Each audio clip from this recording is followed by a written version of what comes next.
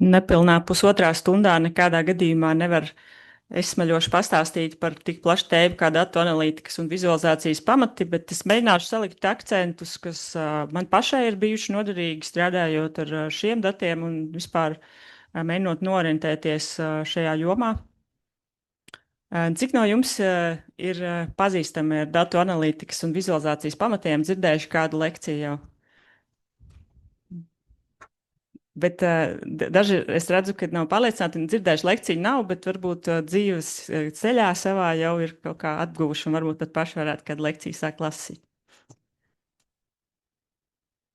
Tā, vispirms īsi ir tādi trīs dažādas profesijas datu analītikas jomā. Viens ir datu inženieris, tad ir datu analītiķis un ir datu zinātnieks. Kādas ir atšķirības starp tiem, un inženieris vairāk strādā tieši ar datu savākšanu, izvilkšanu, transformēšanu, tīrīšanu. Viņš padara tos piemērotus lietošanai un arī rūpējas par tām datubāzēm, repozitoriem, kur tie glabājas. Un datu analītiķis ir tieši tas cilvēks, kurš analizē šos datus un jau meklē sakarības, identificē korelācijas, un izmanto statistikas metodus un vizualizācijas rīkus, lai kaut ko parādītu, secinātu, demonstrētu, interpretētu datus. Un, protams, neizbēgami jūs esat datu analītiķis, jums nebūs pie rokas vienmēr datu inženieris, kurš jūsu vietā iztīrīs visu, un tāpēc jums arī daudz jāzina par datu tīrīšanu. Un datu zinātnieks ir vēl nopietnāks profesionāls, un viņš analizē datus, lai gūtu atziņas, uz kurām balstīt lēmumus. Viņš veido dažādus modeļus, tipiski izmanto mašīnu mācīšanās un dziļās mācīšanās metodas. Viņa rīcībā ir statistika, datu analīze, matemātika.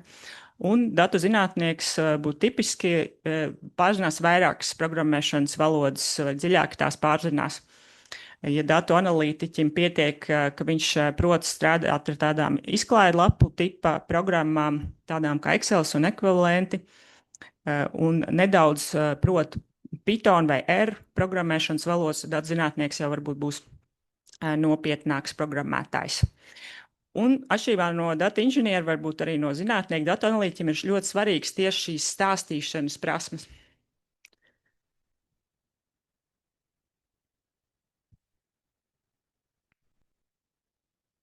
Paldies par šo komentāru.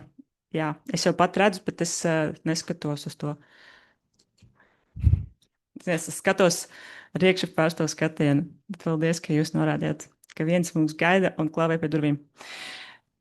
Jā, mans galvenā doma, ko es gribēju uzsvērt, ir tas, ka datu analītiķiem un arī mums šeit ļoti svarīgi ir tieši spēja pastāstīt tos savus secinājumus un tos interpretēt un demonstrēt.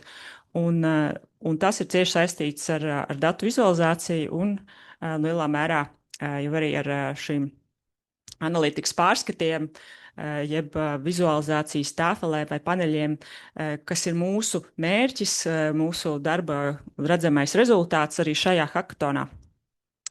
Un lielā mērā, ja jūs izpildīsiet šo uzdevumu, iziesiet cauri visam tam ceļam ar jautājumu uzstādīšanu, ar šo modeļa izveidošanu, kā jūs tiksiet pie savām atbildēm, ar datu tīrīšanu, pielāgošanu un beigās ar to vizualizēšanu un to savu stāstu izstāstīšu, var teikt, jūs būsiet īstenojuši savu pirmo datu analītikas projektu, un jūs droši varēsiet rakstīt savā CV, ka jūs esat tādu projektu izveidojuši. Un varbūt jau iesiet par datu analītiķi strādāt pēc pāris gadiem. Vēl ar datu analītika kā joma ir vairāk saistīta tieši ar industriju, ar uzņēmēju darbību, ar biznesu. Un tā parasti netiek saistīta ar kultūras jomu. Lai arī kultūras jomā mēs arī biežāk arī sevi skaitam un mēram ar dažādu radītāju starpniecību, tomēr rētāk mēs sakam, ka mēs nodarbojamies ar datu analītiku. Ja mums nav tieši tie biznesa mērķi. Lietojumu datiem ir biznesa mērķi, bet ja mēs saturu skatām, recenzijas pētam, tur īsti tur cits konteksts nekā biznesa analītikai. Un tāpēc ir arī cits jomas, kas dara kaut ko ļoti, ļoti līdzīgu, bet sauc citādi. Viena no tām ir bibliogrāfiskā datu zinātne. Tas tāds relatīvi jauna apakšnozara, izmanto datu zinātnes atziņas bibliogrāfisko datu pētniecībā. Bibliogrāfiskie dati ir tie, ko veido biblioteks, ievada savās datubāzēs, bet tikpat labi tie var būt arhīvu un muzeju dati, metadati par digitalizētām kolekcijām vai vienkārši dati par to rīcībā esošiem objektiem. Un kas ir raksturīgs, kādas grūtības ir tieši šajā muzeja arhīvu biblioteku datu jomā? Tas datu apjoms nereti ir ļoti liels. Mūsu datu kops šeit, tas ir vingrinājumiem, tas nav ļoti liels. Viņas knapi ir vidēji liels. Bet, ja mēs ņemam visu kādas institūcijas datu masīvu, ka tā institūcija pastāv 100 gadu, un tie dati ir sakrāti ļoti daudz. Un tie jau ātri kļūst par lieliem datiem, un tas ir liels laika aptvērums. Lūk, man ievas prezentācijā labi redzams, ka, ja bibliotekai tie būtu kādi 300 gadi, tad muzejiem tie ir 1000 gadi, liels aptvērums, kādā vispār ir materiāli, un līdz ar to tas datuma pierakstu formāts ir tik dažāds, tik grūti aptverams, un kā to vispār apstrādāt. Biznesa analītikā tur parasti ir daži gadi, un parasti labi savākti, precīzi formāti. Un šīs ilgais laiks, kādā pastāv šīs datubāzes, arī nosaka to, ka vienas datubāzes ietvaros jau ieraksti nav konsekventi. Sākumā tos 80. gados kāds sāka rakstīt, un tie bija tā kā ļoti nabadzīgi, bet mēs nonākam mūsdienās, un tie ir 10 reižu lielāki, un tas nozīmē, ka vienkārši nav informācijas par seniem ierakstiem, tādas, kā ir par mūsdienu ierakstiem. Līdz ar to mēs nevaram to, diemžēl, pētīt, jo mums tās informācijas nav. Un savu iespēju robežās institūcijas iet atpakaļ uz veciem datiem un aizpild tos trūkstošos laukus. Bet pavisam to izdarīt, tas nav reāli, jo, protams, informācijas nākas, lai klāt. Nevienam darbiniekam, nevienai institūcijai nav tik daudz laika, lai aizietu atpakaļ 100 gadu un aizpildītu visus trūkstošos laukus. Un tāpēc jāstrādā ar to, kas ir. Un kaut kādā mērā palīdz arī šīs prognozēšanas metodas. Var mēģināt prognozēt to, teiksim, izdevēja darbību statistiku, kur trūkst kaut kādi dati, veidot kaut kādus prognostikas modeļus un skatīties, kas tur varētu būt bijis, tur, kur ir trūkstošie dati. Un vēl viena ļoti mīļa lieta, ko bibliogrāfiskie datu zinātnieki dara, viņi grib paņemt informāciju no, piemēram, visiem Eiropas muzejiem un kaut ko par grāmatniecību pētīt visos tajos Eiropas muzejos, un katrā muzejā citāds datu standarts, kā to visus harmonizēt, un tā datu tīrīšana, harmonizēšana ir viens vesels milzu projekts un vesela zinātne un māksla. Šeit mēs tādu piemēru no tā visa redzēsim, bet tādā mazliet atvieglotā formā. Otra tāda joma, kas ir nodarbojas ar ļoti līdzīgām lietām, kā datu analītika, ir saukta par kultūras analītiku. Un šo jēdzienu daudz izmantojuši, bet to kādā brīdī īpaši piesavinājās mediju teorētiķis Ļevs Manovičs, kurš arī viens no tādiem spilgtākiem teorētiķiem šajā jomā, un viņš tā kā paņēma to kā zīmolu. Viņš teica, jā, tur ir tās digitālās humanitārās zinātnes, tās tik nodarbojas ar vēsturiskiem datiem, ar maziem datu apjomiem, bet es tagad dibinu šo kultūras analītikas jomu, un mūsu redzeslokā ir lielie dati, un nevien vēsturi, bet arī mūsdienas. Un tā, šādas digitālās humanitārās zinātnes, kuras darbojas ar lieliem datiem, un bieži nevien ar tekstiem vai metadatiem, bet ar vizuāliem datiem, ar multimēdijiem, kas tos cenšas analizēt, tā ir kultūras analītika. Un šeit es neiešu pašlaik iekšā šajā saitē, bet jums visiem silti iesaku apskatīties vienu klasisku, jau vairs varbūt netik modernu, bet tomēr joprojām tā kā hrestomātisku projektu. Tas ir Selfie City.net, kurā liela pētnieku un developeru, tā saukto developeru komanda izveidoja analītiskus pārskatus par sociālo tīklu selfiju datiem, un tad izveidoja, nevien savāc šos datus un tos dažādas atklasificēja, bet izveidoja ļoti interesants tādas pārdomas rosinošas vizualizācijas, bet tieši tādas apkopojošās vizualizācijas, kas piešķir kaut kādu noteiktu formu tiem datiem. Piemēram, vizualizācijas, kuras attēlo dominējošo noskaņojumu dažādās pilsētās. Un mēs tikai skatoties šo vizualizāciju vienu, uzreiz no pirmā uzmetiena redzam, ka katrai tai pilsētai ir cita tā forma tam visam datu kopumam. Bet sociālie tīkli un tieši selfija ir pateicīgs attēlu pētīšanas materiāls, jo tajos ir šī vienveidība, un mums ir programmatūra jau sen, arī pirms mākslīgā intelekta, kas var atpazīt seju rakursus, attālumu no kameras, vai nu kā viņš tur ir pagriezts, vai viņš arī tās emocijas nosīt, vai viņš smaida, vai viņš ir skumjas. Un tāpēc arī šis projekts bijis ļoti veiksmīgs un tāds ļoti bagātīgs piemērs, kas arī stāsta, kāda var būt kultūras datu analītika. Nu, kaut ko līdzīgu mēs, protams, mēģinam darīt ar visiem tiem pārējiem datiem, ko nu mēs varam dabūt savos nagos. Šeit ir tāds bezgalmīgo ripuļu šovs. Tas ir dažādi piemēri, ko es no interneta izvilku, datu dzīves cikls un dažādās apakšnozarēs vai kaut kādā konkrētam lietojumam tie var mazliet atšķirties. Bet, nu, principā tās ir tādas darbplūsmas vispārīgas, kas vienkārši vēsta, ko tad mēs ar datiem daram, un tad pamatā tas ir tā, ka mēs tos savācam, mēs tos iztīram, apstrādājam, mēs tos analizējam, un tad mēs tos vizualizējam un tur komunicējam rezultātus, un tad mēs tos iegūtos rezultātus atkal saglabājam, un tāds iet uz riņķi. Pie tā mēs vēl atgriezīsimies, bet te vēl viens tāds nošķīrums. Dažādi analīzes veidi, deskriptīvā, diagnostiskā, prognozējošā, preskriptīvā. Šī arī no interneta aizlienātā vizualizācija velk tādu bultu pa x-asi, saka, jo vairāk iet uz preskriptīvo pusi, jo sarežģītāk un arī vērtība tur pieaugot. Bet deskriptīvā vienkārši apraksta, ko mēs datos redzam, un diagnostiskā tad tur skaidro, kāpēc tā informācija ir tāda, kāda mēs to redzam. Prediktīvā ļauj kaut ko paredzēt, balstoties uz šiem datiem, un preskriptīvā jau ļauj pieņemt lēmumus, dot padomus, balstoties šajā informācijā par iepriekšējiem datiem. Ko mēs darīsim šajā hackathonā? Kāds jūs domas, kuru analīzi mēs izmantosim? Diagnostiku.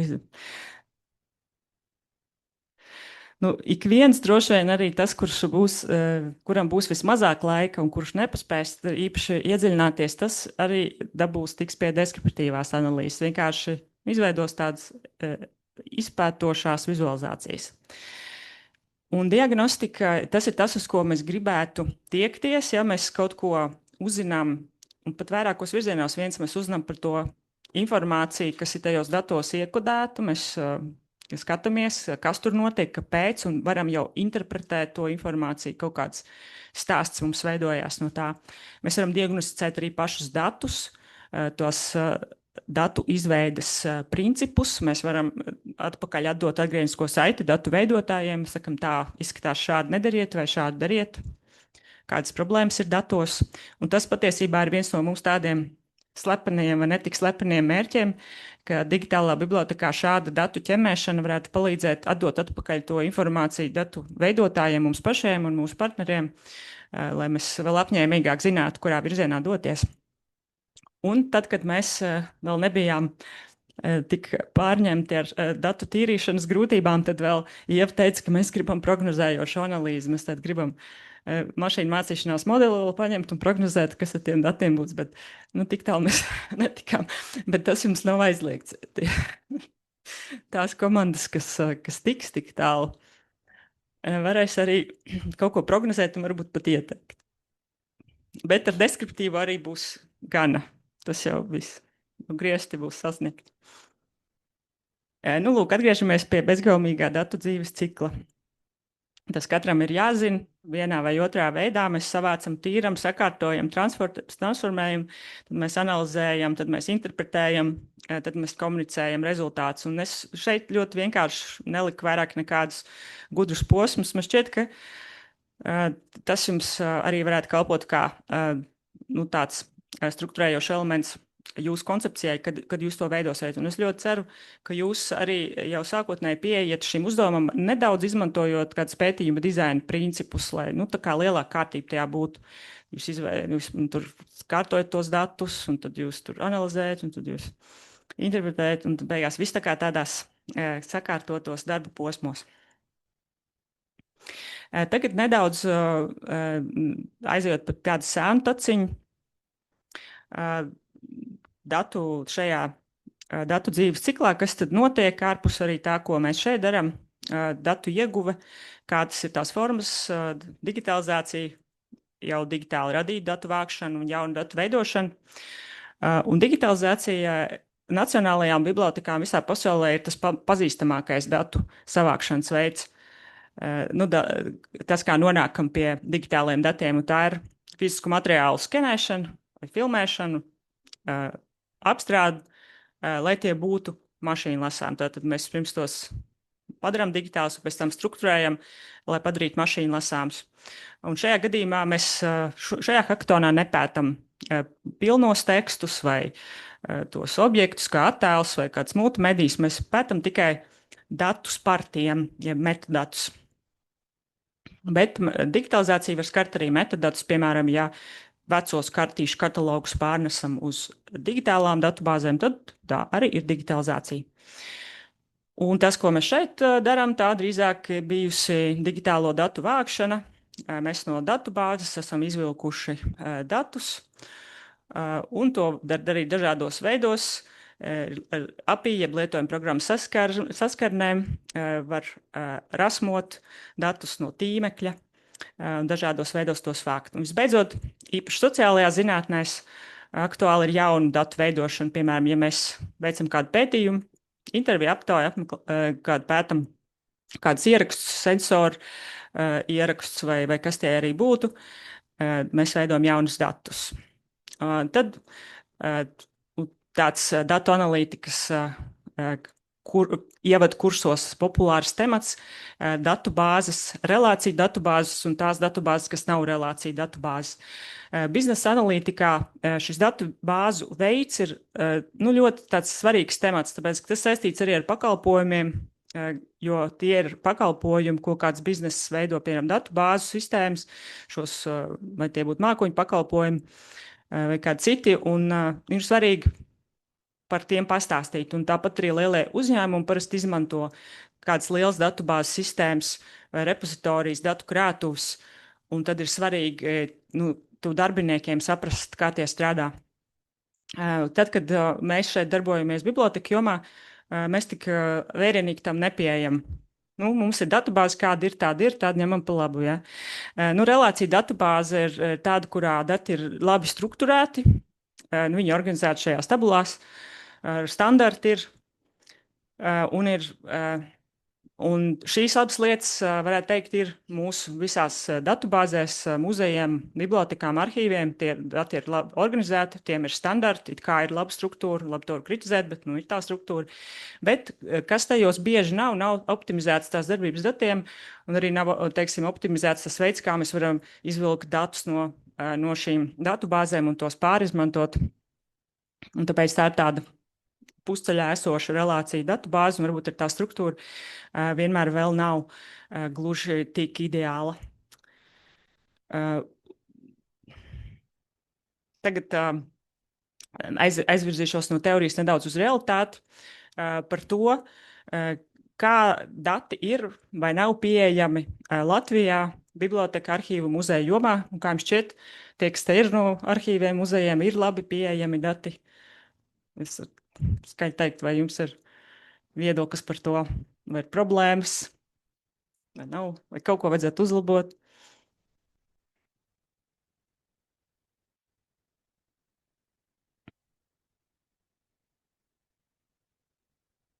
Jā, es teicu, Zoom apmeklētājiem teikšu, ka no zāles mums saka, jā, ka ir problēma tāda, ka muzeju datubāzē daudz attēlus nerāda, ka tie ir aizsargāti. Pat tad, ja tehniski tiem nevajadzētu būt aizsargātiem, ja tur gludekļa attēls, un kāpēc, lai tam būtu autortiesības.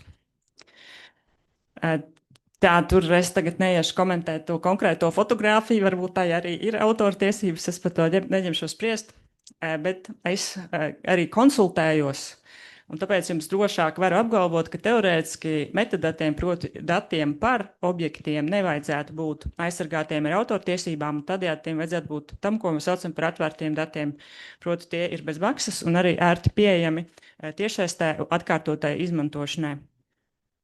Un tipiskie metodati tātad nav aizsargāti, un tur varētu būt arhīviem kādi specifiski gadījumi, ka tie varētu būt kādi sensitīvi privāti dati.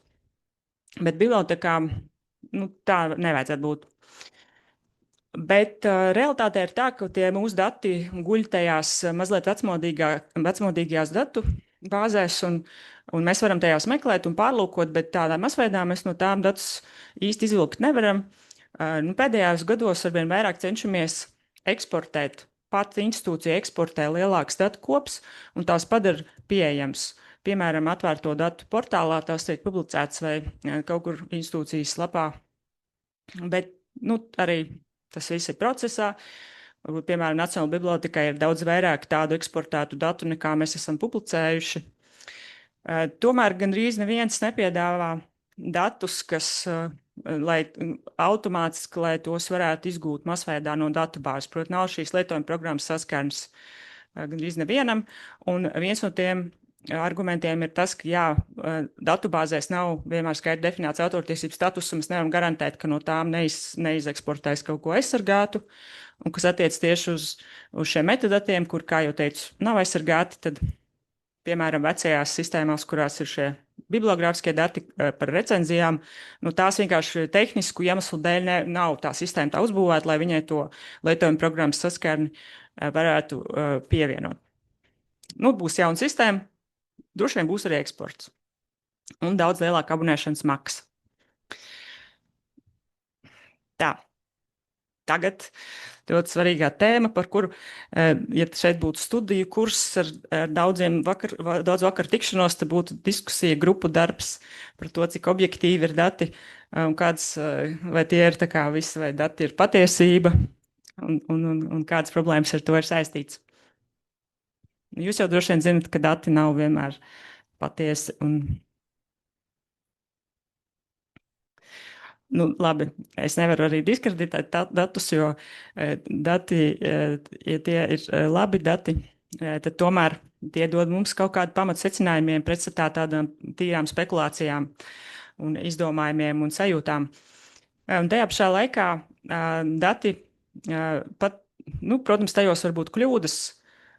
Cilvēki veido datus, un cilvēki nepārtraukti pieļauj neuzmanības kļūdas vai kaut ko nepamanā vai aizmirst. Bet arī tas, ka vienmēr šī atlase ir subjektīva un vienmēr interpretācija ir klātsoša pilnīgi visos pētījumu posmos. Un sākot jau ar datu atlasi un pēc tam rīku izvēli, un līdz beidzot, protams, mūsu interpretācija. Bet šī subjektivitāte ir bijis klātsoša arī jau tajā, kas ir ievietots arhīvā. Kā cilvēki, kas ir veidojuši datus ilgi pirms mums ienāca prātā ideja veikt šo pētījumu, viņi ar savu pieeju jau ir ietekmējuši to, kas tajos datos nonāk. Un mūsu analītika vienmēr ir kaut kāds viens rakurs.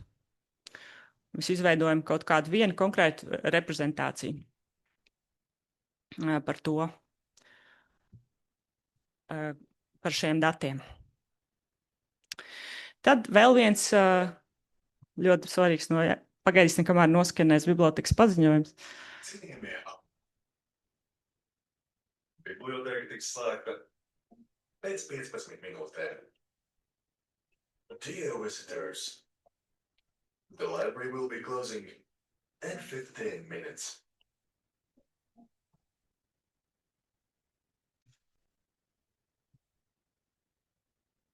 Tā, vēl viens svarīgs nošķīrums ir datu veidi, tieši domājot par to, cik strukturēti tie ir. Un tad to mēdz dalīt 3 pamatsadaļās. Tie ir strukturēti dati, daļai strukturēti un nestrukturēti. Un neskatoties uz to, ko es te sarakstīju, kādi dati ir jūsu rīcībā šajā hackathonā. Bet labi, daži jau tūlīt izlasīja. Bet vienalga sakat skaļi.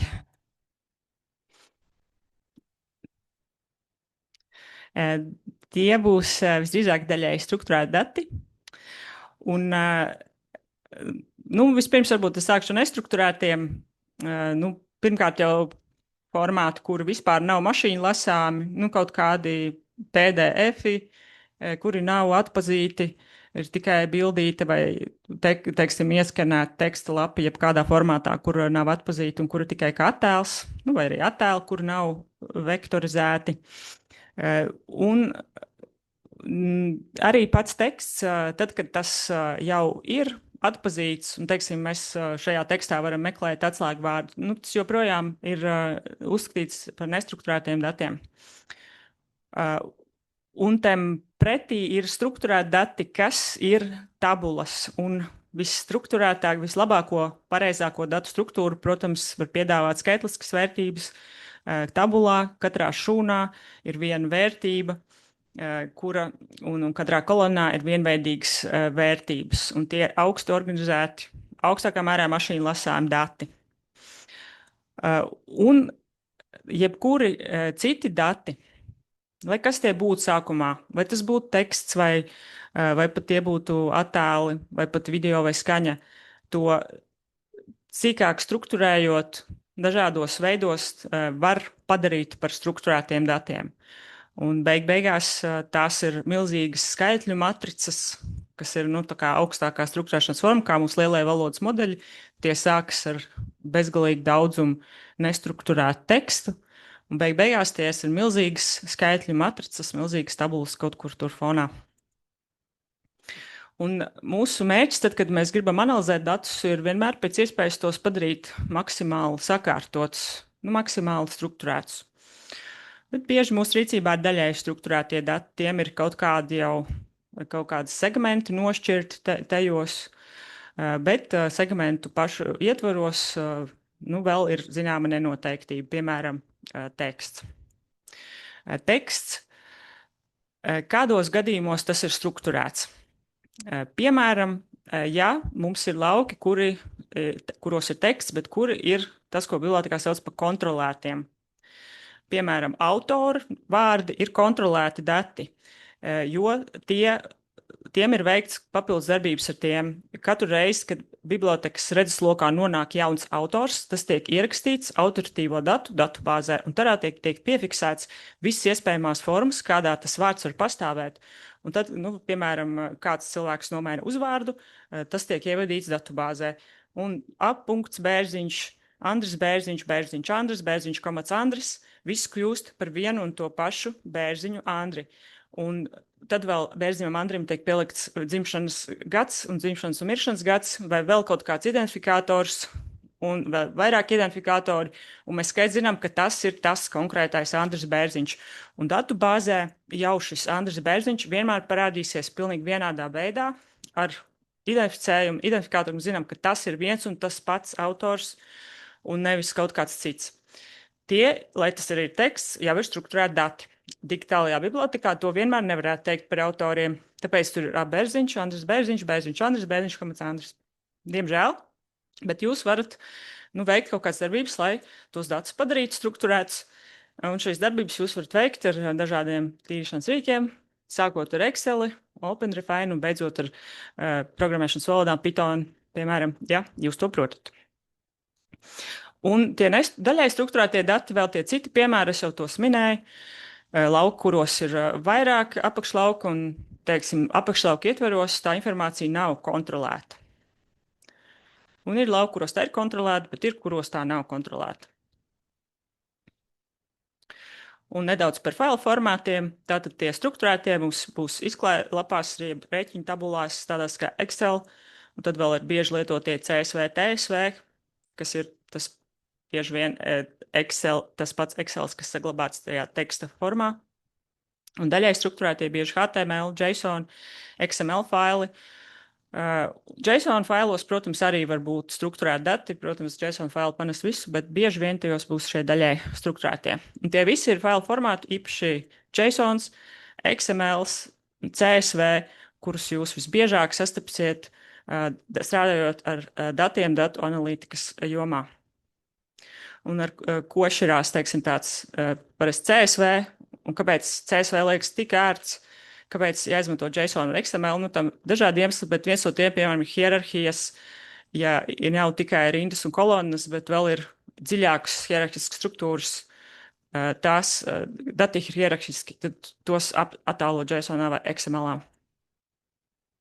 Nu, tas piemērs droši vien, kas visiem labāk pazīstams, HTML ir hierarhiski dati, vai ne? Jā, un XML pēc tā parauga veidots. Un tad te ir piemēri, kādi te datu sagatavošanas darbi mums jāveic atbilstoši.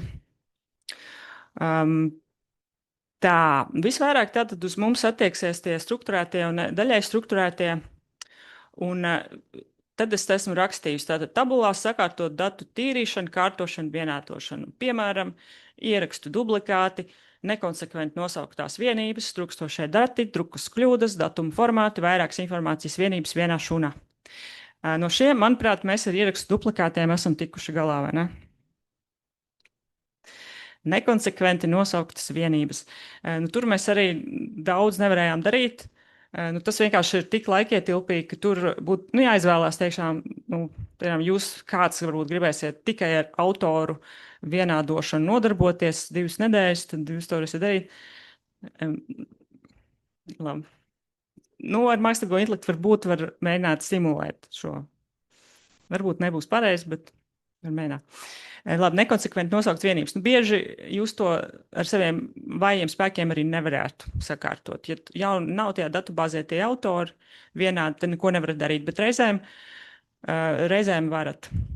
Nu, nezinu, tipiski ir, piemēram, kaut kāda uzņēmuma nosaukuma, kuriem tur kaut kāds saīsinājums, tur ir kaut kas ar punktu, kaut kāds tad ir pilnā vārdā nosaukts vai ar lielo burtu, ar mazo burtu. Tādas lietas lielākā daļa datu tīrīšanai paredzēto programmu jau paredz, ka jūs gribēsiet tos vienādot, harmonizēt pēc kaut kādām pazīmēm. Trūkstoši dati ar trūkstošiem datiem ir interesanti. Jūs arī varēsiet pieņemt lēmumus, kā tur rīkoties. Dažkārt var to atstāt savos datos informāciju, ka dati trūkst, vienkārši norādīt, ka tur un tur nav informācijas par tiem datiem, nav datējumu. Biznesa analītikā nereti iesaka tos rindas ar trūkstošiem datiem vienkārši atmest un neizmantot, piemēram. Bet humanitārajās zinātnēs nevienmēr šī pieeja attaisnojas, jo reizēm to objektu nav tik daudz, vai viņi kritiski iztrūkst tieši kaut kādos sensitīvos laikos, piemēram, senākos laikos ir mazāk informācijas par objektiem, un mēs nevaram ar vieglu roku atmest veselus gadsimtus tikai tāpēc, ka mums trūkst informācijas šajos gadsimtos. Bet tā ir cita pieeja nekā biznesa analītikā. Un tāpēc mēs izvērtējam, protams, ja tie ir kaut kādi, teiksim, manā recenzija datu kopā, cik tur ir 57,921 ieraksts, un tad, ja jums ir kādi 40 ieraksti, kur vienkārši tur nav informācijas, varbūt, ka tos arī vieglu roku var izmest ārā, un tas nekas nav, jo uz kopējo tas liela ietekme neatstāja. Drukas kļūdas, tas pats par to nekonsekvenci, ir datus tīrot, to var izsnāt, bet es nedomāju, ka šeit tā būtu liela problēma, vai ne? Kopumā ir tā, ka drukas kļūdām nevajadzētu būt, jo mūsu kolēģi strādā ļoti kārtīgi. Nē? Jā. Bet, varbūt tas nebūs tas, labāk neiekrītiet to. Šajā projektā labāk lieciet mierā drukas kļūdas un nekonsekventi nosauktas vienības. Bet par ko ir vērts piepūlēties, un jau par to runā, ir datuma formāti. Tur, tas pirmkārt ir viens no svarīgākajiem parametriem vispār datu analītikā, un tas, kas padara to interesantu, skatīties laika dinamiku, un ir vērts piepūlēties, lai apsvērt šīs taktikas un stratēģijas, kādus datus, kā jūs varat skatīties, vai jūs gadsimta griezumā, vai periodizācija, kā jau ieteica, vai tie būs gadi, vai dažādiem datiem būs atšķirīgas pieejas. Bet ir vērts to koncepciju izstrādāt un datums neatmest, pat tad, ja tie ir tik dažādi. Un vairākas informācijas vienības vienā šurnā jau jums sacīju, ka speciāli atstāju jums to kā vienu gardu maltīti, lai jūs varat ar to nodarboties. Jā. Tā kā varētu vienkārši pateikt, ka ikdienā Nacionālajā bibliotekā tieši digitālās pētniecības grupā mēs visvairāk darbojamies ar nestruktūrētu datu problēmu risināšanu. Kā tad sāk sakot ar to, ka tos digitalizējot, tur ļoti nekvalitīva optiskā atpazīšana, īpaši vecajai drukai, un mēs gadiem jau strādājam ar metodēm, kā šos tekstus izlabot, uzlabot pašu optisko atpazīšanu, un kā tos segmentēt, piemēram, rakstiem, kā nošķirt tekstu avīzēs, kur beidzās raksts un sākās nākamais. Tās viss ir tādas ļoti ķēpīgas problēmas, ko mums ikdienā strādājam. Un šī struktūrēto datu kārtošana, tā jau ir tāds saldējs ēdiens. Man tas bija tik gards kumosiņš, jo nestruktūrētas datus kārtot ir daudz ķēpīgāk un nepatīkami, nepateicīgs darbs. Šeit es norādu tikai dažus populārus rīkus datu tīrīšanai un kārtošanai. Protams, ka tādus simtiem es prasītu padomu Google vai GPT, jūs atrastu simtiem iespēju. Ja jūs gribat harmonizēt savus datus, strādāt ar datumiem, strādāt ar lauku sadalīšanu, viena no tādām biežākām rekomendācijām ir programmatūra ar OpenRefine, kuru tā ir neliela programmiņa, kur jūs varat lejuplādēt savu datoru. Ļoti labi ņemts pretī gan CSV, vislabāk viņai patīk CSV, Exceļus milzīgus, tā var arī neņemt pretī, jo beidzās atmiņa, bet tāpat informācija CSV ir daudz mazāka. Un tajā, daži saka, ka daudz ērtāk nekā Excelī ir tieši harmonizēt tos datus un kaut kādas skatīties, kas tajos nav vienāds un tos masveidīgi vienādot. Es ceru, ka vismaz katrā grupā ir kāds, kas ir mazliet gudrāks ar šīm lietām, vai ar OpenRefine, vai pat ar Excel, un kas pratīs tos datus kārtot. Vai katrā komandā jūs esat identificējuši vienu to cilvēku, vai divus tos cilvēkus, kuri kārtos jums tos datus un rādīs, kā darīt to. Piemēram, māja paceļ vēl rokas, kur prot kārtot datus. Vienkārši negribu to darīt. Ir tādi, kas prot, bet vienkārši to negribu darīt. Es to saprotu. Es jums teikšu tā, ja jūs tie, kas prot, bet negrib darīt un nedara to, tad mentoriem arī tādas lietas varēs prasīt. Nē, nevis sakārtot, bet padomu. Piemēram, ja konkrēti kolonam jūs nesaprotat kārtot tik galā, tad var palūgt padomu. Vai tas derēs, jo tā datu kārtošana tas nav joks, jo jūs vienkārši netiksiet līdz smukai vizualizācijai, kamēr tie dati nebūs kārtīgi. Un tāpēc tas ir ļoti, ļoti nopietni. Tas būs visilgākais darbs, ko jūs darīsiet, to nevajag atlikt. Un uzreiz saprotiet, kas jums neizdosies, un pēc iespējas ātrāk to sāciet risināt. Vai tas jūs cilvēks komandā sāk to risināt, vai uzreiz klūp virsū mentoriem un prasa, mums ir šī problēma, mums ir šāds koncepts, šo mēs gribam izpētīt, bet mums traucē šī kolona, kur ir drausmīga, un mēs nesaprotam, ko viņu darīt. Varam tā sarunāt, ka jūs to neatliksiet.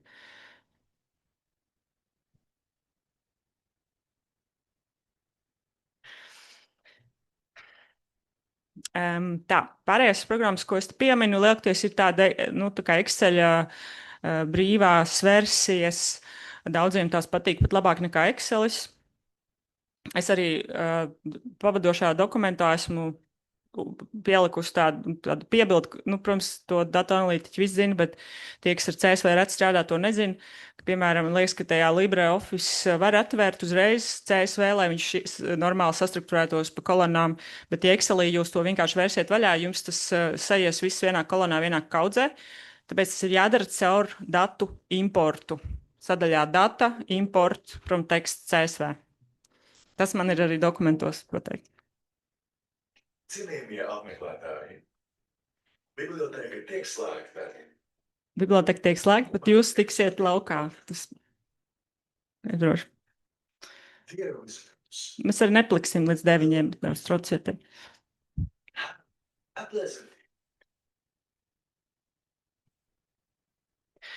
Kādā brīdī, ja jūs jau ilgāk strādājat ar datiem, tad jūs saprotat, ka tomēr strādāt Pythonā ir stipri ērtāk, jo tur izdarīt visu to, ko nevarēja izdarīt konkrētajā programmā.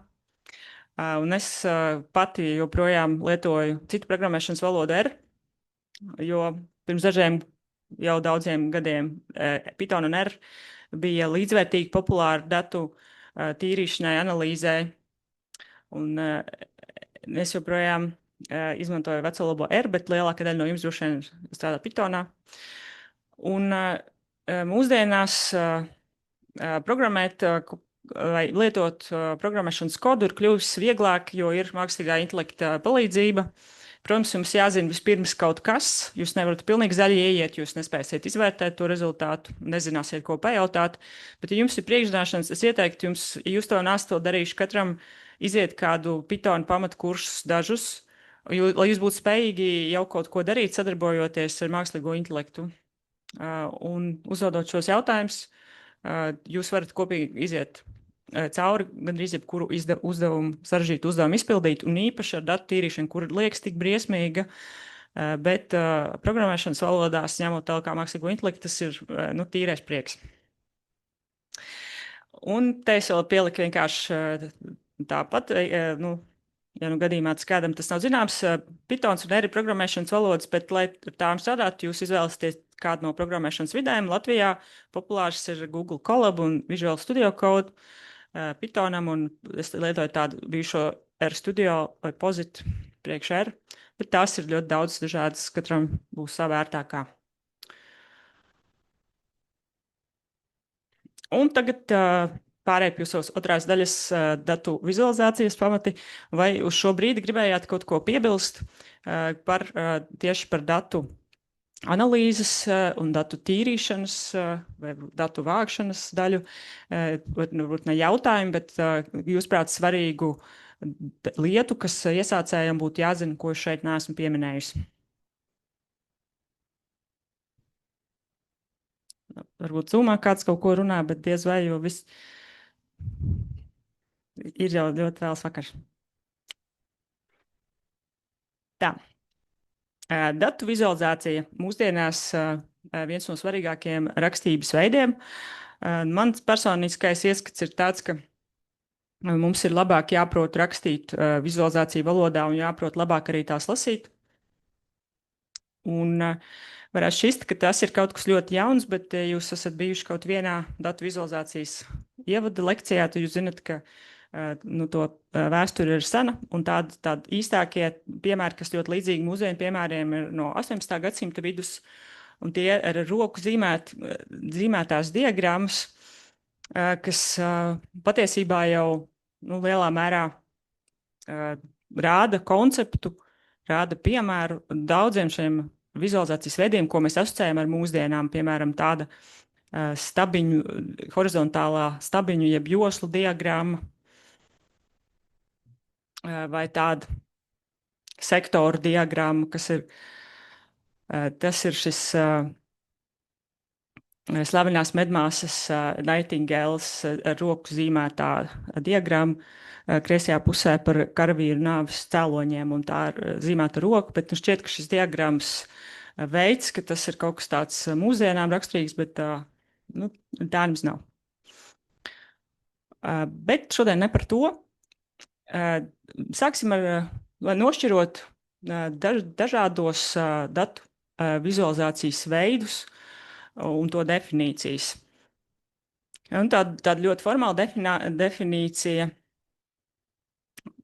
datu un informācijas vizuāla reprezentācija, izmantojot tabulas, diagrammas, infogrammas un kartes.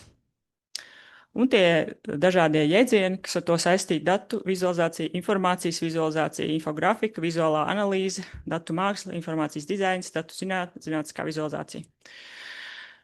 Informācijas, jeb datu vizualizācija, tas iespējams viens no tādiem visietverošākiem jēdzieniem. Tas tiek bieži lietots kā sinonīms.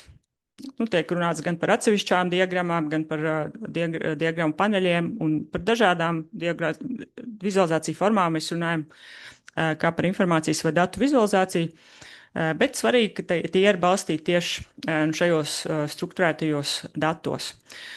Infografika, kas man šeit kā nākamais piemērs, tā var būt balstīta datos, tabulās, bet tajā ir arī daudz tādas citu vizualizācijas elementu. Tie var būt kādas zīmējuma ikonas. Un infografikai arī ir senāka vizualizācijas forma, tie saistās ar drukātiem žurnāliem. Un nereti mēs skatoties uz kādiem 20. gadsimta sākuma krāsainiem žurnāliem ar kādiem infografikas plakātiem, mums tieši šķiet tik mūsdienīgi, patiesībā zīmēt ar roku.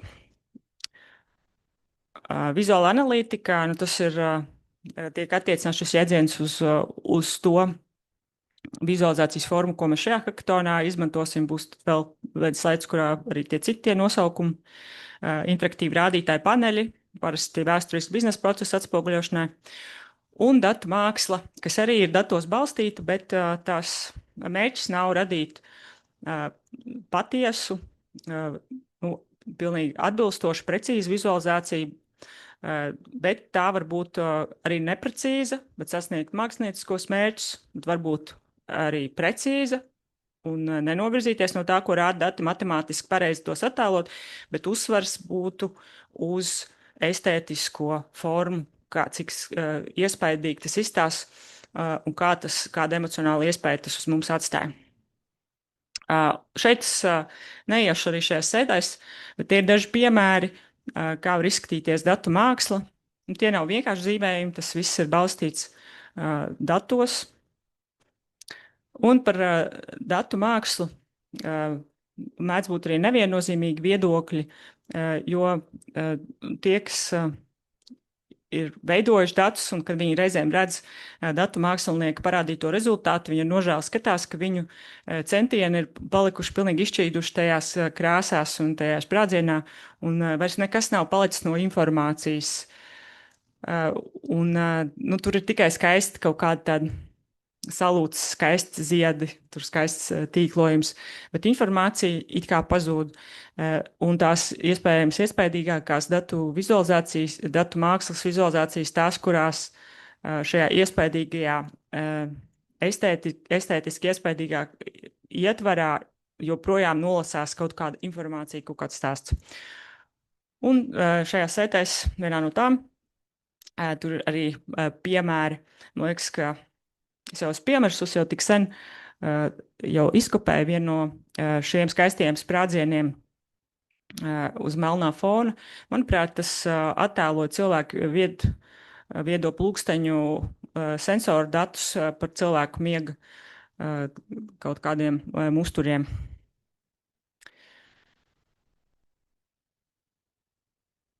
Bet konkrēti par tīklu vizualizācijām tur ir daudz to strīdu. Un tā iepriekšēji te bija viena Gefija tīkla vizualizācija. Tā nav gluži datu māksla, tas ir vienkārši Gefijas tīkls zīmēts, un tas izskatās iespaidīgi, kā tas vispār tāds izveidots, bet nolasīt tajā neko daudz nevar, un bieži tas robežojas ar datu mākslu, izskatās iespaidīgi, bet informācijas tur vairs nav. Tā informācijas dizains, tas ir vairāk attiecās uz to, kā mēs attēlojam informāciju kādās publiskās vietās, un tas vienkārši kā jēdziens nav saistīts ar datu analīzi. Un zinātniskā vizualizācija sarežģītu datu interpretēšanai, procesu modelēšanai. Un visbeidzot, laikam mans pēdējais, šis analītiskais pārskats, mēs to iepriekš arī saucām vizuālu analītiku, interaktīviem rādītāju paneļiem. Es nezinu, kā to saukt, tāpēc to sauc tik dažādos vārdos.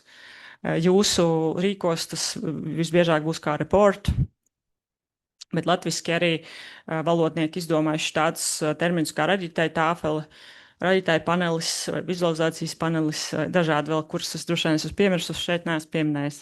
Bet ja es dažādos brīžos saku par kaut ko par paneļiem un tāfelēm, tas viss ir pa pārskatu. Tas ir tas pats pārskats, es vienkārši mēģinu izmantot to, ko valodnieki man iesaka, un es tā kā piemēru. Un, ja paliek nērti, tad es vairs to nelietoju. Bet... Reports mēs neteiksim, mēs latviski. Un tas parasti ir noteiktai tēmai veltīts interaktīvu vizualizāciju kopums. Parasti tas ir pieejams tīmeklī, bet tehniski neobligāti. Tas var būt pieejams šaurai cilvēku grupai vai publicēts publiski visiem apskatīšanai. Bet parasti kāds pārlūku tehnoloģija tiek izmantot, lai to apskatītu.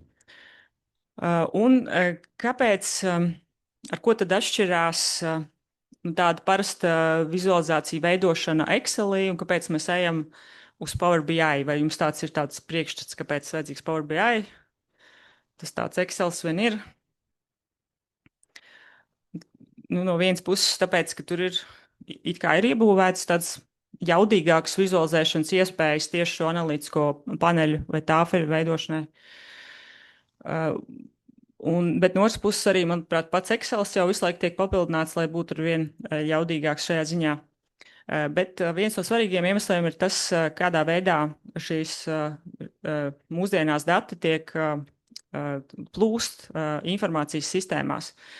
Jo mēs negribam vairs strādāt tādā veidā, ka mēs programmā ielādējam pa vienam savus datu kopus, bet mēs gribam, lai dati tiek regulāri atjaunināti un ir izveidots kāds pastāvīgs pieslēgums kādai datu bāzei, datu avotam, lai automatizēti atjaunotos dati mūsu rādītāju tāfelē.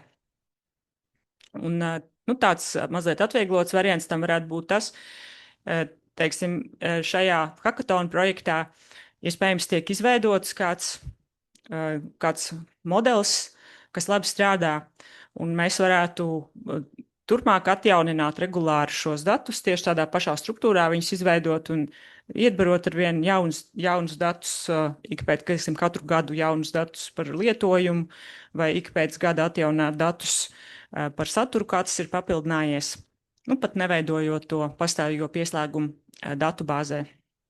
Tas būtu tāds mans ideāls, piemēram, par tām recenzijām, ka tas būtu salīdzinoši vienkāršāk, jo mums būtu jau darbplūsma, kā mēs mazliet modificējam datus no pamata datubāzes, un tad regulāri tos varētu atjaunināt, un tie kaut kur tīmeklī varētu stāvēt, dzīvot un vienmēr iepriecināt kādus interesantus, kuriem varētu teikt, rekur uz šo saiti aizej un paskaties, kas tad notiek latviešu mākslas kritikā vai arī krievu mākslas kritikā Latvijā.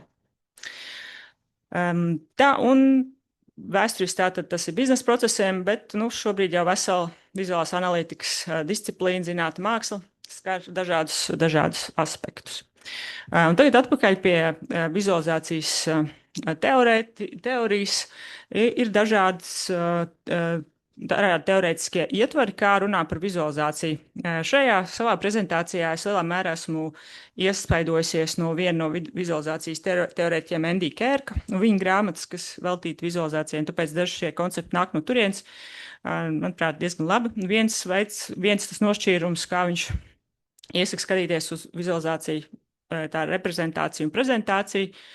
Reprezentācija, tas pirmais, ko jūs izlemsiet, ko jūs sakārtosiet savā projektā. Jūs izveidosiet to vizualizācijas skeletu.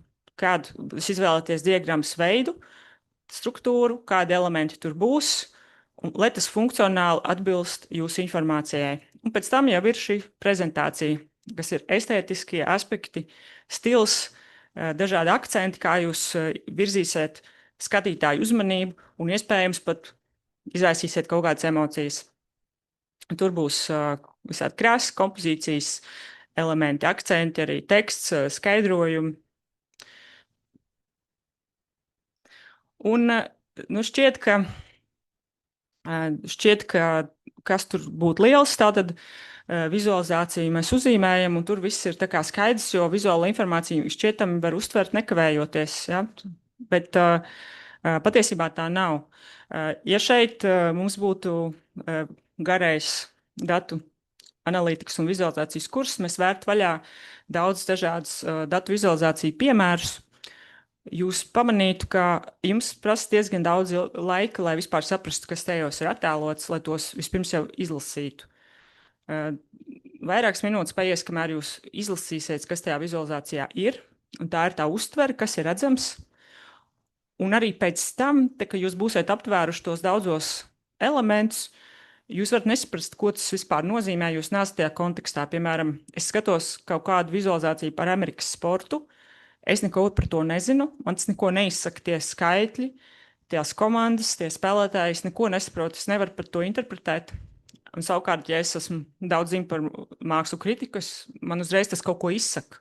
Es ieraugu, ak, Dievs, tur Satori, tur visvairāk ir tajā gadā tur par to rakstījis, man tas kaut ko izsaka, lielai daļai, varbūt arī jums šeit klātsošo, kas ikdienā nesakotam līdz jums, tas varbūt neko nesaka. Tā interpretācija nevienmēr arī būs jūsu varā, teiksim, kā vizualizācijas veidotājiem, panākt, ka katrs saprot, bet jūs varat noteikti palīdzēt to saprast ar kaut kādām anotācijām vai skaidrojumiem, un beigās izpratni, jā. Šeit tāds jautrais piemērs, kā funkcionalitāte ar estētiku savienojās. Tā ir tā, liela daļa šo vizualizāciju, kas man šajā prezentācijā vispār ir jau vecas, bet, sauksim, tās ir par hrestomātiskām. Tās bieži tiek izmantotas, lai demonstrētu vizualizācijas formas. Tās nav tās mūsdienīgākās. Bet šī ir tāda hierarhiskā diagramma, kurā ir attēlot kāda, Vīnē kāds ir pētījis, laikam, ēkās, kādas ir dzīvojamās platības, cik katrs telpas veids aizņem.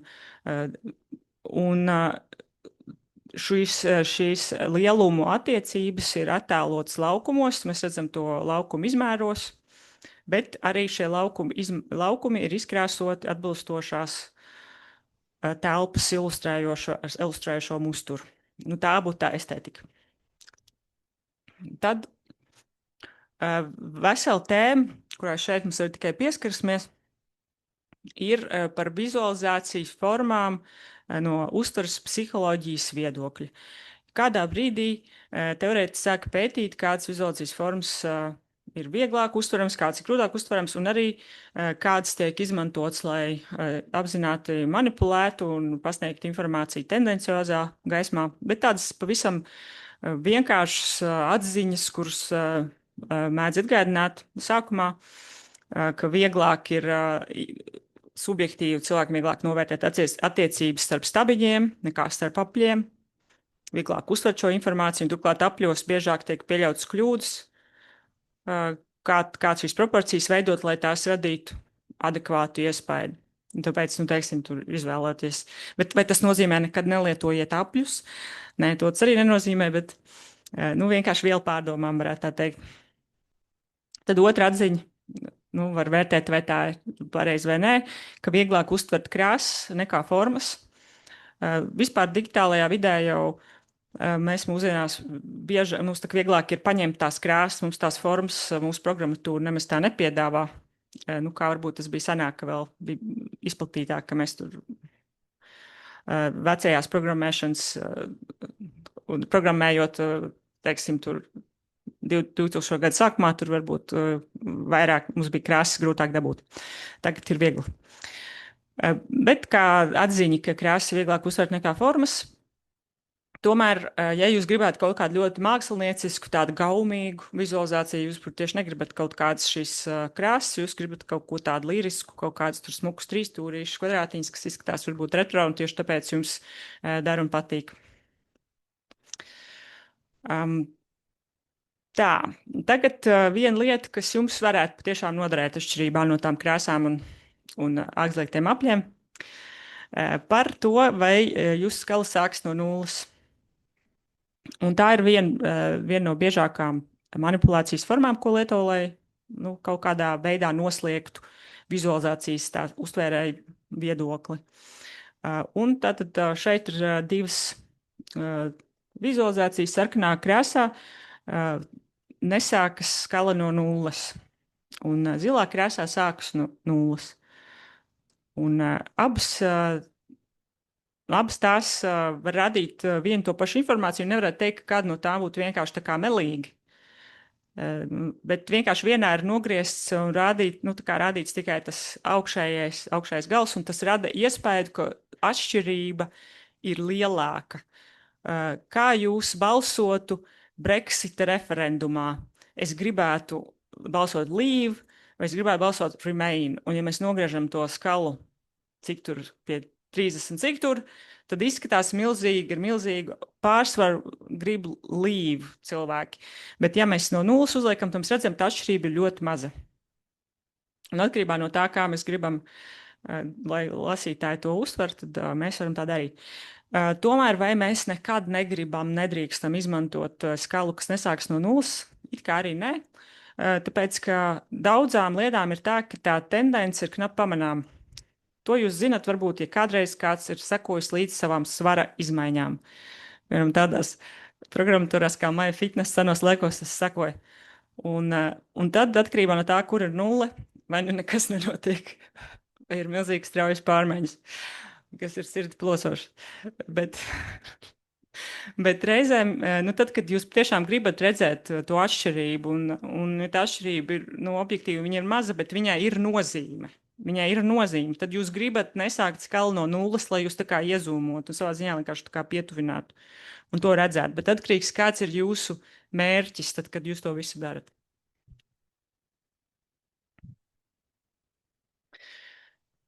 Nu tā, tagad tā atgriežamies pie tā pētījuma dizaina mazliet.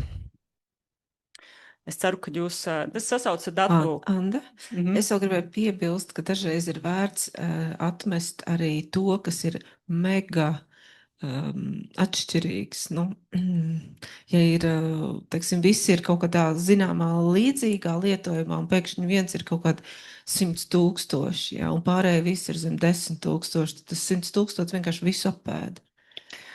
Jā, tieši tā, īstenībā.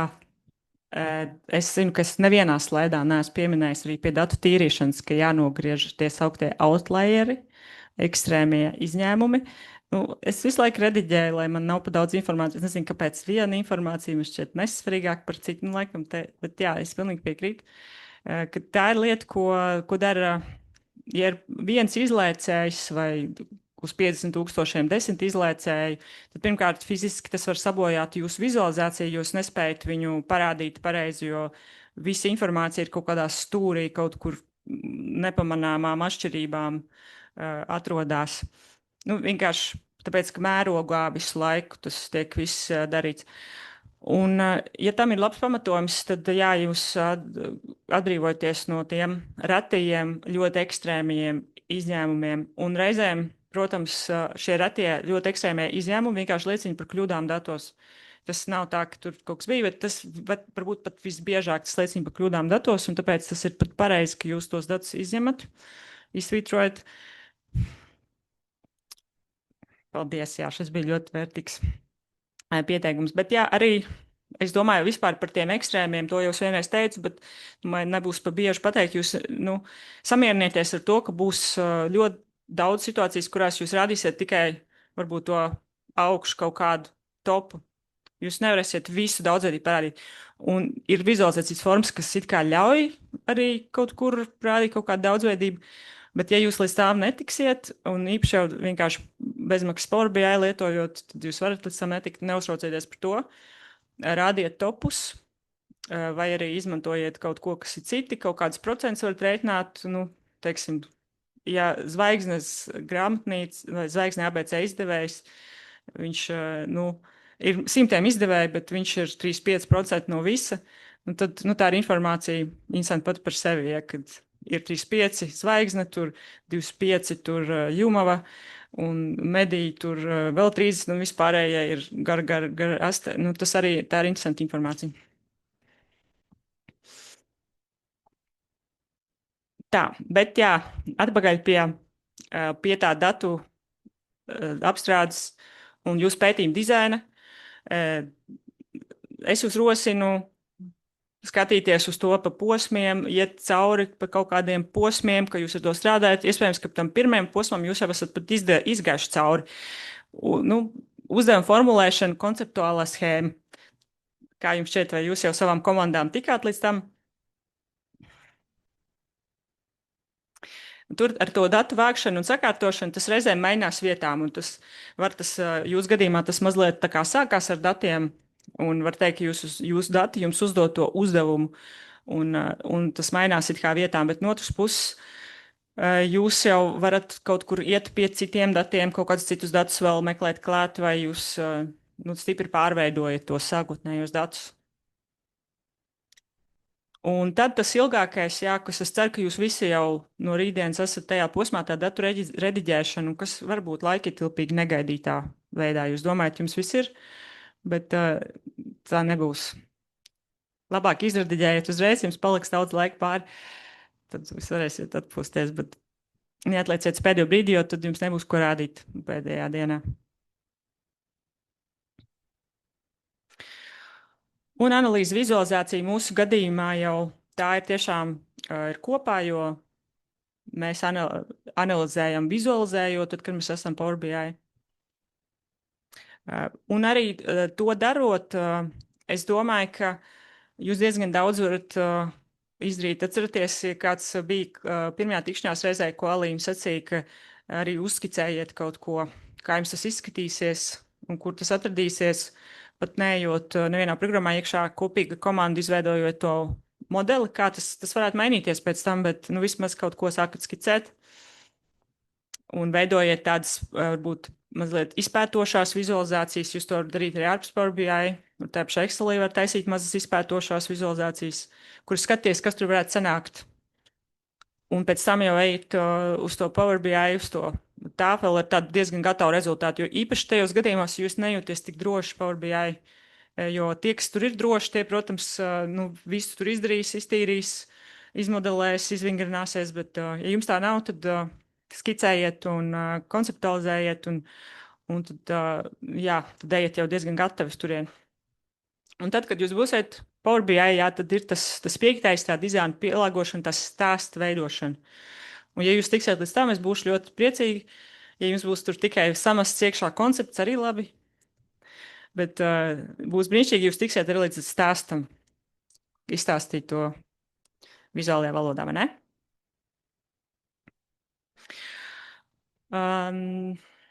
Nu jā, šīs kā ieteikumi, jā, es jau sacīju par datnēm, un noteikti dokumentējiet visu, ko jūs darat. Es negribētu teikt, ka jums būtu jānodod jūsu dienas grāmatas, jūsu dokumentācija.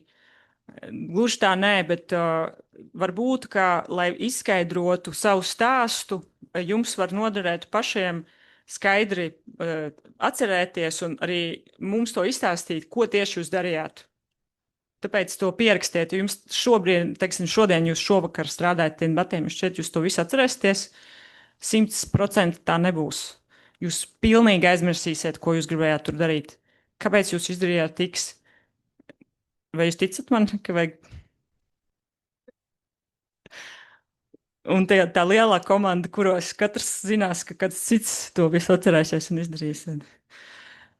Noteikti uztaisiet kaut kādu kopīgu dokumentu, vienalga, ko noteikti pierakstiet visu, ko jūs darat. Jūs pilnīgi visu aizmirsīsiet, 100% tas būs tā, un izveidojiet versiju kontroli.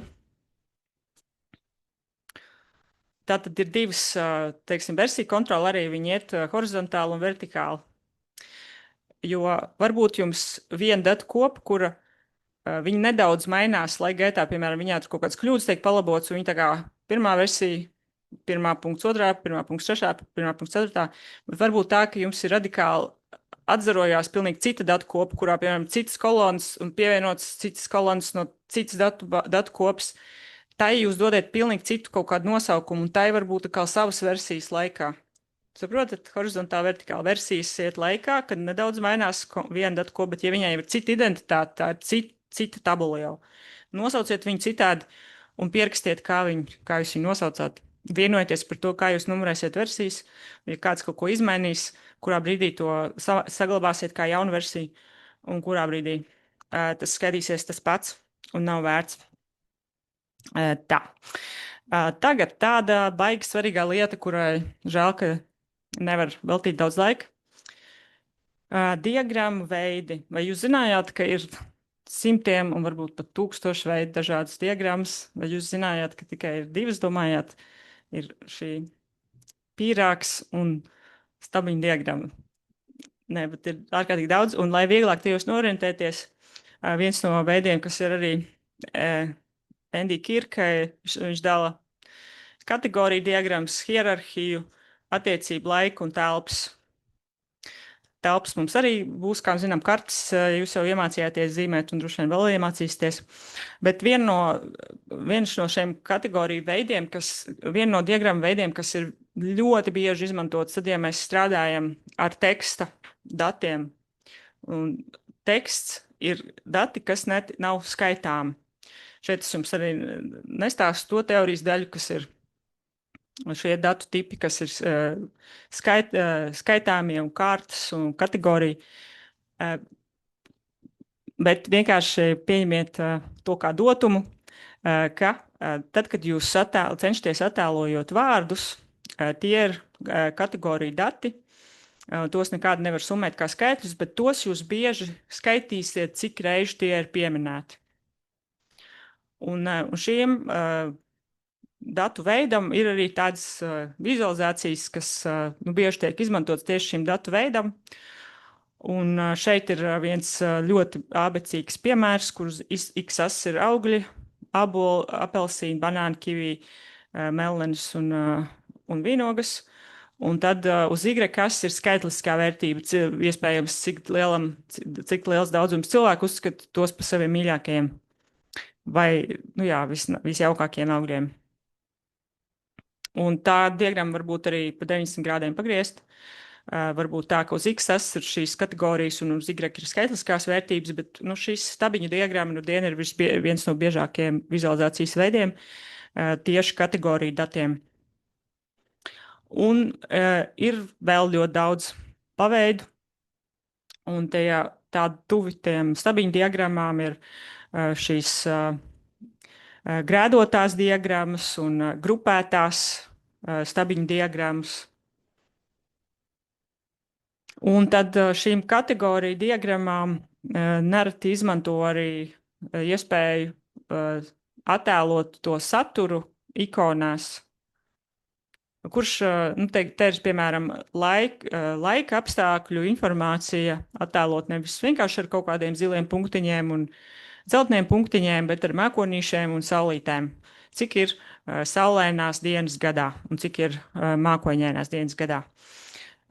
Es neesmu liels Power BI eksperts, vai tur tiek atbalstīts šādas zīmējumu vizualizācijas, vai tā nevisai.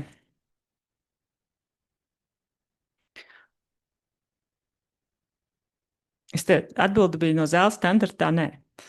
Bet iespējams kaut kur ārpus kādos citos projektos jūs gribēsiet izmantot ilustratīvus šos elementus. Un tad dažādi punktiņu diagrammu veidi, savienotās punktiņu diagrammas, te ir dažādas burbuļu diagrammas, atkal kategorijas rāda, jo lielāks daudzums konkrētajā kategorijā, jo lielāks tas burbulis. Un tad radiālās diagrammas, tad te ir vārdu mākonis arī ir tāda tipiska, jebkura lieta, kur daudzreiz pieminēta. Daudzreiz pieminēts autors, tad viņam ir lielāks vārds, vai daudzreiz publicējies medijs, viņam ir lielāks tas vārds vārdu mākonī, mazāks, ja mazāk reižu. It kā tāda vienkārša lieta, vai ne? Bet man šķiet, ka ir labi uz to paskatīties tā strukturēt, tādā ziņā, ka jūs labi saprotat, kā strādā šī vizualizācijas forma, šī analītikas forma, kurā jūs skaitat kaut kādu lietu pieminējumus, un patiesībā cik dažādi ir veidi, kā jūs to varētu teorētiski attēlot. Iespējams, Power BI jūs joprojām paliksiet pie līnijām, tur stabiņiem, bet tehniski jums ir plašas iespējas. Tagad nedaudz par diagrammu sastāvdaļām, bet tā kā mēs jau esam aizmiguši, varbūt kāds grib kaut ko piebilst, mums ilgi nebūs jums zvēri. Šobrīd kaut ko piebilst, pasūdzēties, piecelties kājās un apsēsties atkal vai kaut ko tādu. Bet labi, ja neviens neko nesaka, tad mēs ātrējam priekšu. Dažas no diagrammu sastāvdaļām, patiesībā jūs ilgi strādājat diagrammā, jūs saprotat, to sastāvdaļu ir vairāk nekā jums sākumā šķita. Bet jā, tad tās vispārīgās divas, viena problēma arī ir tāda, īpaši, piemēram, jūs strādājat ar kaut kādu programmu, kurā saskaņa ir angļu valodā, Un arī, ja jūs, piemēram, prasat Gemini vai GPT, lai tur jums palīdz kaut ko uzzīmēt, tas, kā jūs zināsiet, kāds angļu termins, piemēram, lietots konkrētajam elementam. Nu, jūs tā kā zinat, ko jūs gribat, bet kā sauc konkrēto elementu. Tā ir problēma, jo dažkārt tos nesauc vienveidīgi, bet diezgan izplatīti ir tie apzīmējumi, ko šeit pieminu, kā marks, līnijas apgabala, punkts, stabiņu teksts, būtu kastīts tīkla un tā vēlāk, un tad tās īpašības atribūts viņiem ir, kādi viņi tieši ir. Tad tā diagrammas veids ir recepte, atzīmes un īpašības ir sastāvdaļas. Tā par anotācijām būs vēl. Un šeit, jā, es domāju jau, ka es negribu to jums gari stāstīt, bet to jūs iespējams vēlāk arī pie tām atgriežoties, jo šobrīd tiem, kas skatās tikai manā ekrānā un nevis savā ekrānā, iespējams, ka tik sīks burts vairs neizlasīsiet. Kādas vēl ir tipiskas vizualizācijas sastāvdaļas? Mūs jau šajā reprezentācijas izstrādes posmā interesēs arī šīs etiķetes, un ir dažādas etiķetes un birkas.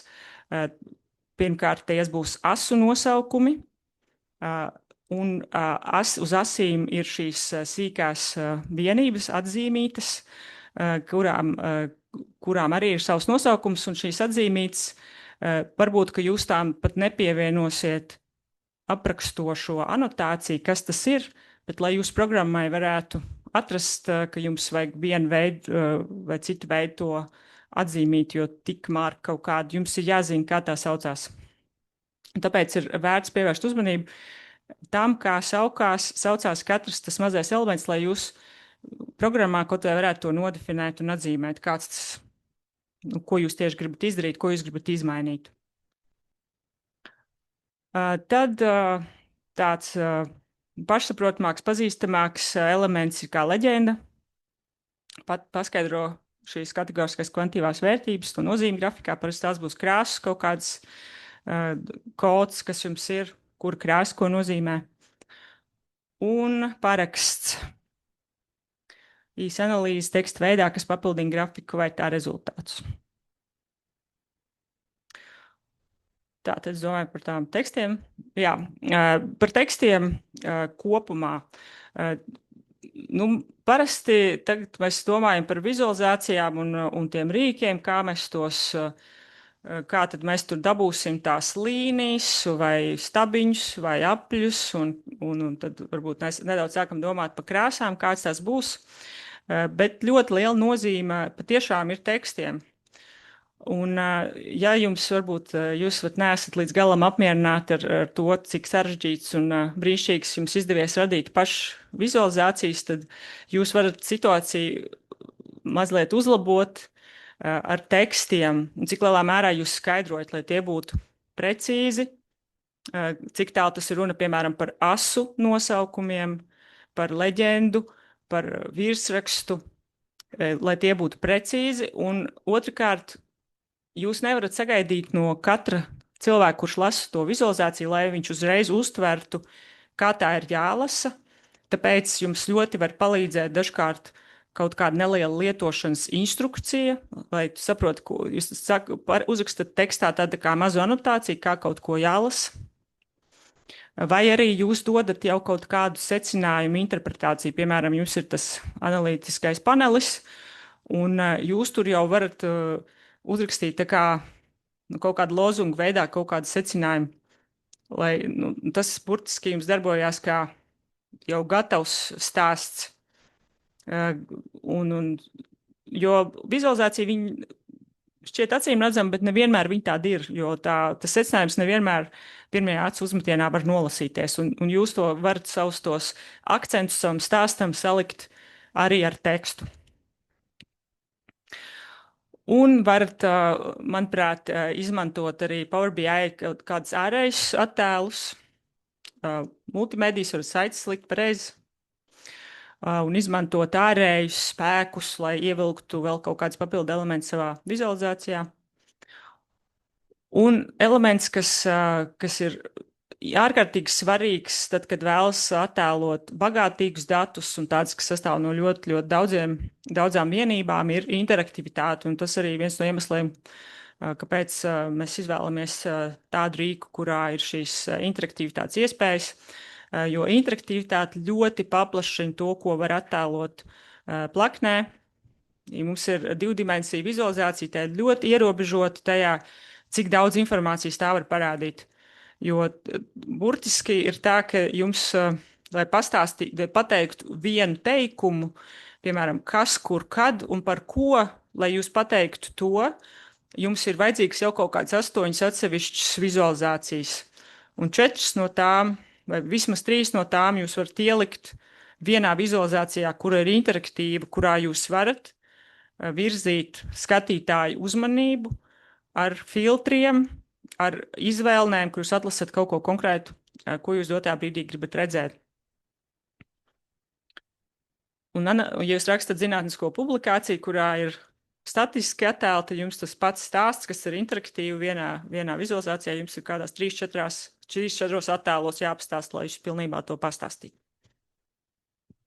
Tā, tas ir arī gandrīz mans prezentācijas gals. Es šeit pielieku tikai dažas no 100 iespējamo saišu. Divas no šīm Information is Beautiful un Truth and Beauty net, tur jūs redzēsiet skaistu vizualizāciju piemērus, un neobligāti tas būs tas, ko jūs Power BI varat izveidot, bet varbūt paplašinās jūsu priekšstatu par to, kas vispār ir iespējams vizuāli, ko var pastāstīt. Visualizing Data.com, ja nemaldos, tas ir Andy Kērka tīmekļa vietne, bet tajā ir ārkārtīgi bagātīgs katalogs ar dažādiem vizualizācijas rīkiem. Nu, nezinu, vai tas ir tur 100% up to date, bet ārkārtīgi bagātīgs, un praktiski visus rīkus, kurus es zinu un kurus tur paskatījos, tie tur ir. Tad seko 2 saites ar DataViz projektu un DataViz Catalog.com ir tādi kā vizualizācijas veidu katalogi. Es jums minēju tādu klasifikācijas veidu kā kategorija, attiecība, telpas, laika. Nu, tur varbūt šajos katalogos būtu arī citi plašāki dalījumi iespējami, bet tie dod tādu schematisku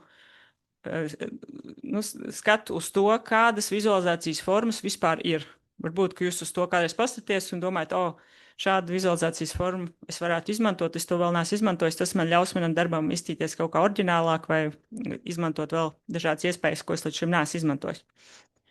Un visbeidzot 3 populāri rīki, kuri ļauj veidot šāds mūsdienīgas interaktīvas vizualizācijas un analītiskos pārskatus. Mūsu šī hackathona centrālais rīks Power BI, un tā galvenais konkurents ilgu laiku bijis Tableau. Tas ir, es nevarēšu spriest, jo visu laiku notiek šī konkurence, un visu laiku kāds izraujās vadībā, un kāds atkal ir ierobežotākām funkcionalitātēm, bet ilgu laiku bija tas Tableau, bija tas rīks, ar kuru var veidot viskrāšņākos šos analītiskos pārskatus. Bet, ja var ticēt tādiem lietotājiem, kas abus ir izmēģinājuši Tableau, iespējams, ka ir mazliet kā sarežģītāks, lai to apgūtu, bet man subjektīvi šķiet, ka ļoti, ļoti līdzīgs. Jums ir iebildums pret Microsoft produktiem, iespējams, ka Tableau ir jūsu. Bet, ja visi šie rīki savulaik ir sākuši ar labām bezmaksas versijām, un pamazām arvien vairāk no tiem ir pilnībā aizvērti, un pat vispār nav nekāda testa versiju vai ļoti īsi testa periodu, un nav nekāda bezmaksas versija. Un Tableau man šeit ļoti šajā ziņā jau slēgts, un nav nekādas tādas bezmaksas versijas. Un tad tāds diezgan liels jaunpienācējs, kuru pašai gribētos vairāk arī vēl izpētīt, Flourish Studio izskatās ļoti intriģējoši. Un iespējams arī jūs gribēsiet to izmēģināt, ja jums neiepatiksies Power BI un Tableau. Un ar to es beidzu savu šodienas stāstu. Vai ir kaut kas, ko jūs gribētu piebilst vai pajautāt?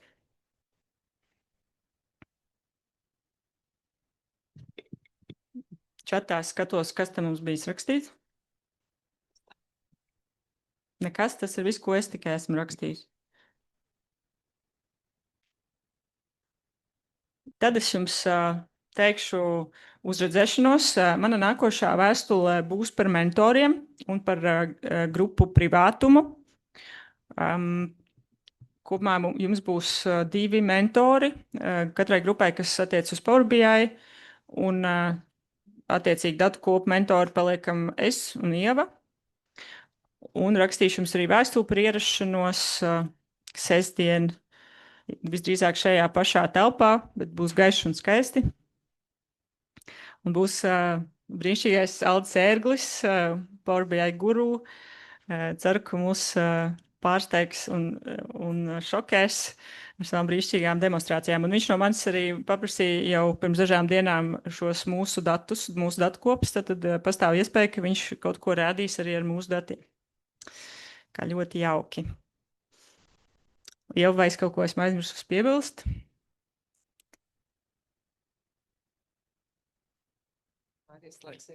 Man šķiet, ka Aldis Ērglis lūdz arī, varbūt, ja jums jau ir kādi konkrēti jautājumi, tieši, ka viņš arī tad labprāt atbildētu. Nu, tā kā izmantojiet iespēju tur, jūs dabūsiet labu atbildi. Kā kaut ko izdarīt? Jūs uz žigli metiet tos jautājumus iekšā jautājumu un atbilžu lapā vai Discordā. Generāli arī varat rakstīt īsos jautājumus, bet es saku, tie fundamentālie jautājumi, tad iet uz jautājumiem atbildēm, lai viņi tā kā nepazūd, pēc tam piefiksējās. Bet drīkst arī generāli kanālā rakstīt kaut kādus aktuālos jautājumus. Jā. Un tad uzredzēšanos. Lai jums jauks vakars!